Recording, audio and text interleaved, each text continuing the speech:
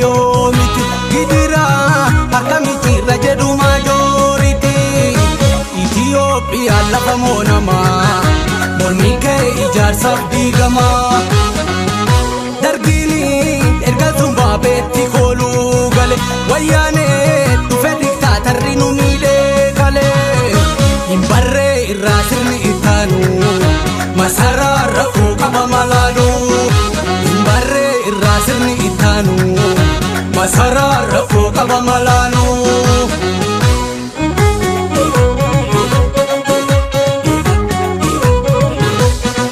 Abubakar wanti damnefi Abdul Jabbar wanti damnefi